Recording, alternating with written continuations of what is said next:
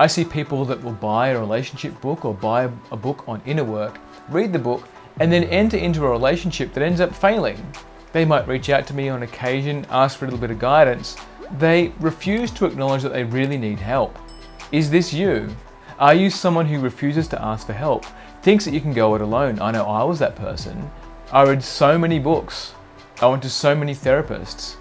It wasn't until I started paying someone who operated outside of the typical clinical environment. Why? Because I see that psychotherapists and psychologists are limited to what they can give you.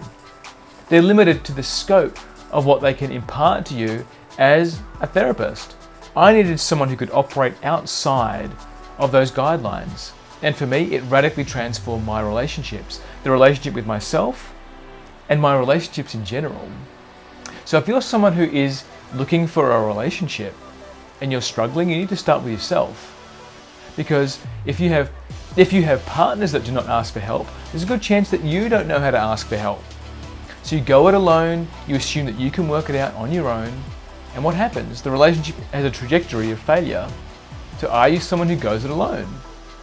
And maybe you have amassed achievements based on going it alone. Maybe you're someone who can do things great by yourself, and then the minute you are in a relationship, it all starts to turn to shit.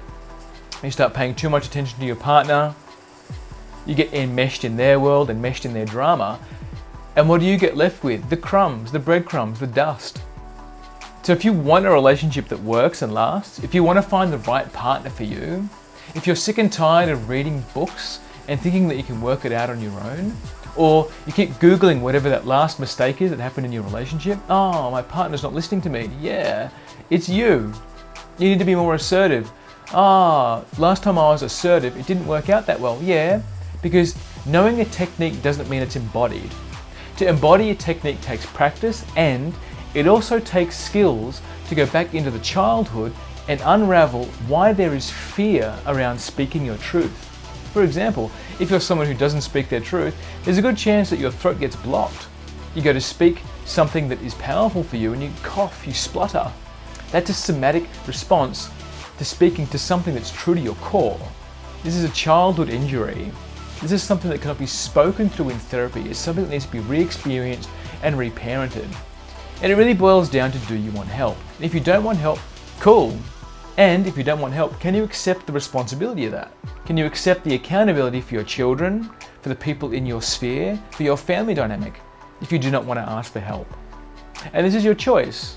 What do you want to invest your time and energy in? Most of your life will be spent in relationships, whether that's intimate, family, or community. And if you do not know how to repair the relationship with yourself, look back through your past, be able to forgive yourself, repair your internal ruptures of integrity, then all of your relationships will be out of integrity. You will find people that will abuse you and manipulate you because you abuse and manipulate others. You just can't see it. So operating from a victim stance that you are innocent, you are not innocent. Stop pretending that you are. There's more to you, you're holding back. And if you want to stop holding back, get help. Otherwise, accept the responsibility of being a victim.